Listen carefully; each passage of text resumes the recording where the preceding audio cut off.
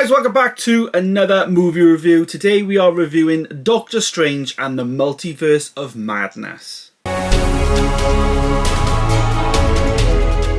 Yes, Doctor Strange and the Multiverse of Madness is the newest Marvel MCU movie, and of course it is the second Doctor Strange movie, although they don't kind of really, you can't really watch Doctor Strange 1 then watch Doctor Strange 2. You've got to watch a lot of things in between, because obviously this is the MCU. Of course, it does star Benedict Cumberbatch, who returns as Dr. Stephen Strange. We also get Wanda as well. She makes an appearance, played by Elizabeth Olsen, of course. And we also get appearances from Wong, as well as America Chavez, who is a new character inserted into this movie and now into the MCU franchise. The movie is directed by Sam Raimi and has a musical score by Danny Elfman, who of course both worked together on the original Spider-Man trilogy, so that was their last Marvel project together. And I guess my thoughts on the movie is, in a nutshell, this is my favourite MCU movie, I think, since Thor Ragnarok. This was a movie that was a director's film. First, the Sam Raimi influence definitely came through in this movie. It felt like Marvel just said, Sam, here's the story. This is what you need to tell. This is how the movie needs to end. It needs to follow on for the next thing, of course, that's the need to do. But it just said, Sam, you just go ahead. Your creative vision, you just do what you want to do. And boy, I thought it was excellent. I'm seeing many people say online that there's a lot of horror stuff in this movie, and it is horror influence, but it's not a horror movie.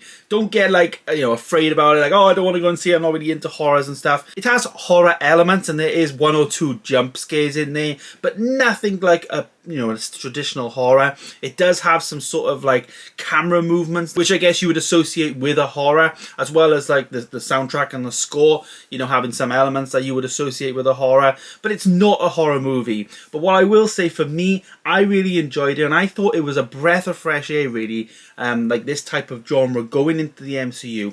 And what better movie than a Doctor Strange, Scarlet Witch, all those characters that are just, in a way, Halloween-y characters, and it would have felt really good, this movie coming out of Halloween, to be honest with you. The movie itself, though, obviously is fantastic. I'm not going to be saying any spoilers or anything. There's not going to be any spoilers about the plot, but it was, for me, really, really good. I really enjoyed it. I was worried, and I always am worried about Marvel films, obviously, having to watch other things. They do say you have to watch What If, but I really don't think you have to. You can if you want to, but it's not like a must. I think WandaVision, the series, is a must, really.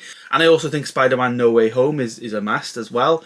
But maybe Loki as well. But other than that, I can't really see why they mentioned What If as something to watch. Because I watched a summary of it and it didn't really mean much. One of the best things about this movie, and I think what it does and what Marvel's done over the last few years, is the character development of Dr. Stephen Strange, from Infinity War to what he went through with Thanos and obviously Iron Man and all that, to now, at the end of this movie. It just proper goes through, the development of him has been great, but doesn't even come close to Wanda. Her development is fantastic. The ups and downs that her characters had, and Elizabeth Olsen just steals the show, in my opinion.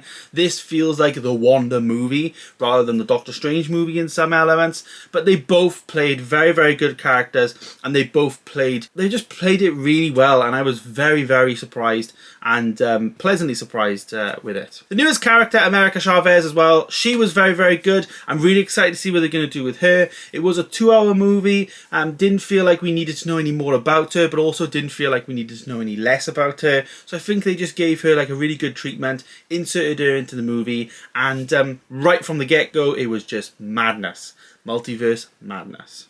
So rating the movie, I'm going to rate this a 9 out of 10. It is up there, as I say, as one of my favourite MCU movies. I cannot wait to go again and watch this potentially soon in the next couple of days. I'm also really excited to get the Funko Pop figures in. And I'm also really excited, of course, to get the 4K release of this in and watch this again, because this was one of those Marvel films which I just loved. I did mention Danny Elfman doing the score as well, and I want to say that before I do end the video. It was a fantastic score, and I feel like the score was like a character in itself.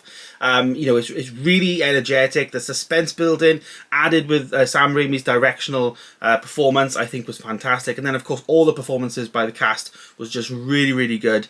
And it was up there. Top tier Marvel film for me. Didn't feel like you needed to watch the other films before, but there's certain elements of some films you could just watch as a standalone movie, and would kind of work and you would be entertained. But obviously watching the series WandaVision and all the other stuff before does give you a bit more of the backstory that you do need ultimately to understand the movie fully. But there it is, guys, 9 out of 10, and what a fantastic start to the month. Great movie, can't wait to see it again. And let me know your thoughts down below. Have you seen Doctor Strange and the Multiverse of Madness? Let me know your thoughts down below. And of course, please do like, share and subscribe to the channel if you are new. And I'll see you in the next one. Goodbye, guys.